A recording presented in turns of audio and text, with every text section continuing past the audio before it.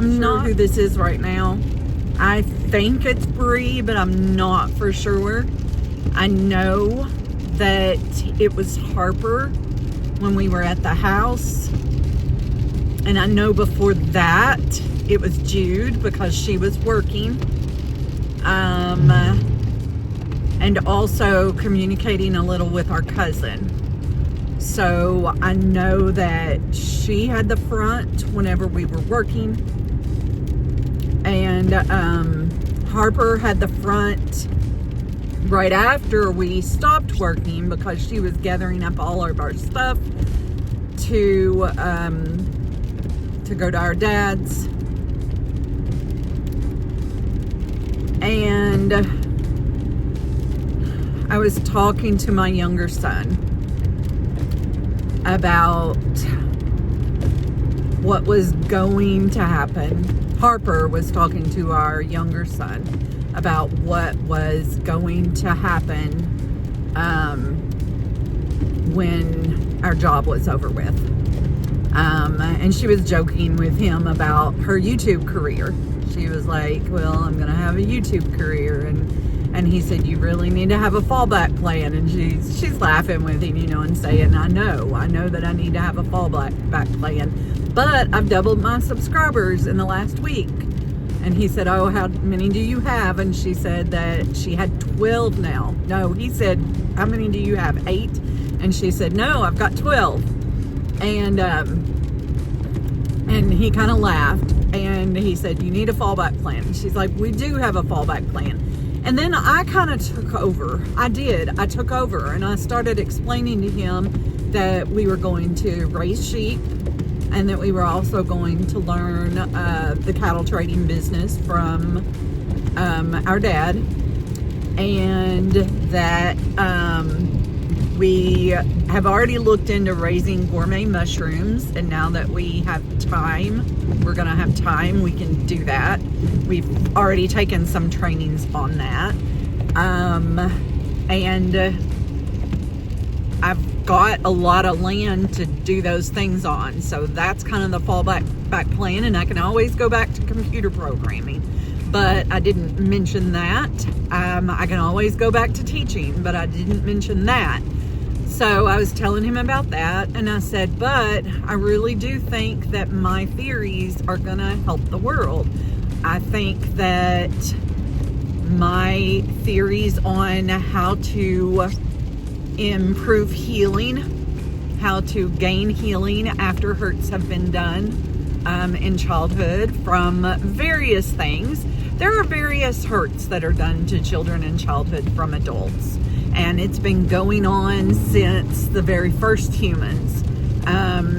We are programmed in childhood.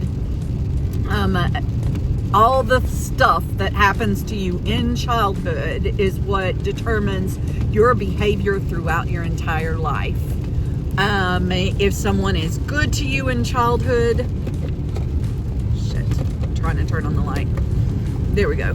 If someone is good to you in childhood, you're gonna be good to others. If someone is hurtful to you in childhood, you're either going to adopt those behaviors perhaps, or you are going to react against those behaviors and do the complete opposite, which sometimes can be a good thing and sometimes cannot, because if you've got a real authoritative parent, you could either become a really authoritative parent yourself, or you can become a very permissive parent.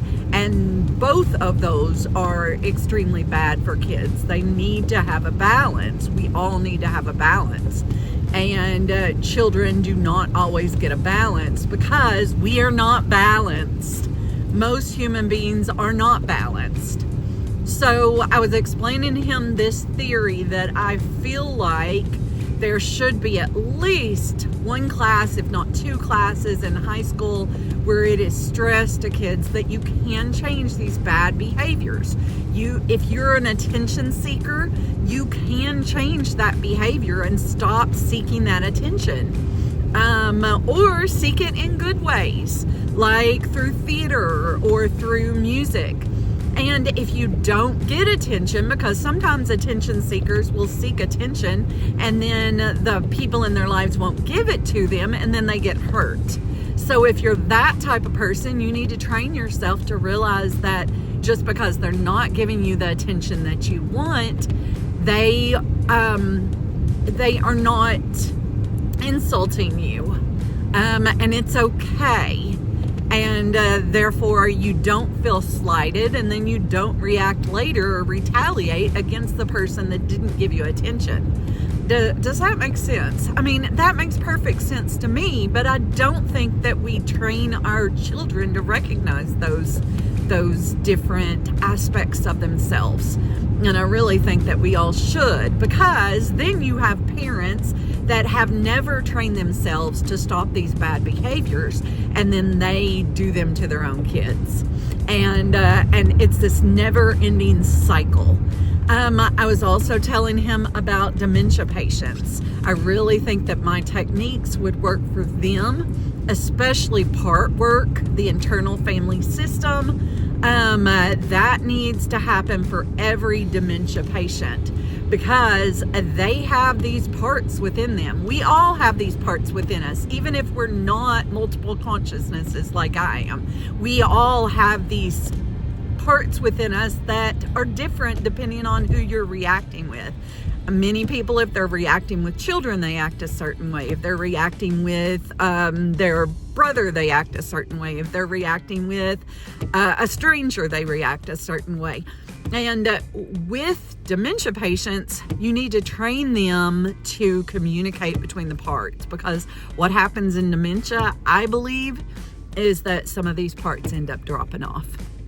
And you're left sometimes with the infant who has, and sometimes maybe the infant cannot grow up. But I know from my experience that Harper has grown. She has evolved. She used to be very, very, very immature and self-centered, and she's becoming more adult-like. She is becoming less like a toddler who would carry around a doll, and becoming more like a teenager who rationalizes things in her mind and figures out how she needs to behave. She used to laugh at jokes that were off color, and now she realizes that those are not good jokes. She used to laugh at the behavior of one of our friends' children who were off color towards people, and now she realizes that that is not acceptable, and she does not laugh. And she also doesn't even want to laugh, because she knows that it's not appropriate. She has understood that those are harmful things, those are hurtful things, even though it was something that all of the adults in our lives did when we were a kid, when she was a kid. So I really think that these techniques that I am using, these difficult techniques, difficult part work, and probably psychologists are already using this with the internal family system. My thing about the internal family system is sometimes people don't have the one calm, confident part. All of their parts are messed up, and they're just not connected. They're not integrated. We need to be training our dementia patients to integrate all of their parts. So anyway, I was explaining all of this, and he's looking at me like he didn't understand, and I was not doing a very good job. I was a little bit tired because I had just woken up from him asking Harper about her backup plan. So I was still kind of not as conscious, not as much Bree. And now I'm pretty much Bree. So when I was explaining it to him, it didn't make a whole lot of sense, because it was coming through Harper's teenage consciousness. And she's sometimes a teenager, but sometimes she's more like a 12-year-old, and she really doesn't understand sometimes things that I've explained to her. But she was working at it, and she was trying to explain it to him, and I was back behind the scenes, or maybe I was even in the front, and he was not getting it. And then he kind of smiled, and he said, you know, you sound a little crazy. And then he said that I said to him, you know, I'm gonna kill myself. And I don't fucking remember saying that to him at all. Like, no memory of it at all.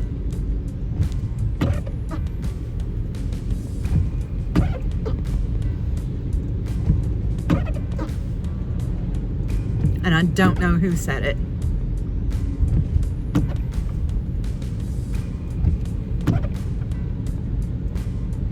And nobody's talking. And it's fucking pissing me off. Because we are working our ass off to heal. And then somebody said that to my child. Now, he's 26. And he says stuff like that to me all the time, too. He's like, well, if I get dementia, I'm just going to off myself. And I have said things like that to him also. So maybe that's where it came from. But he said that there was no condition added onto it. There was no condition saying, if I get dementia, I'm going to kill myself. He just said that out of my mouth, I'm going to kill myself came out. And I'm fucking pissed because this is our child. We should not be saying that to the people that love us ever. I mean, even with conditions, we should not be saying it. There's cars coming, but I think they're all turning. Yeah, they were. So even with conditions, we should not be saying anything like that to our child. And I don't know who fucking said it, and it's fucking pissing me off. It actually made me start to cry. And I know that I was still me.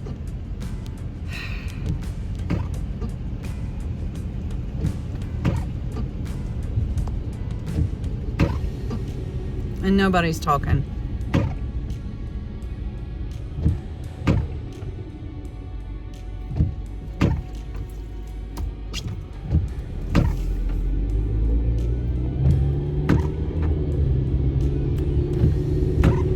And we've had a pretty good day today. Yesterday was a rage cloud.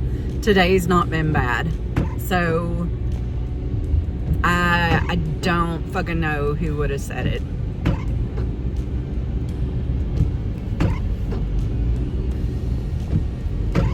I'm wondering if it was maybe Jesse. And if so, what a fucking horrible thing to say to your fucking son. Fucking bitch.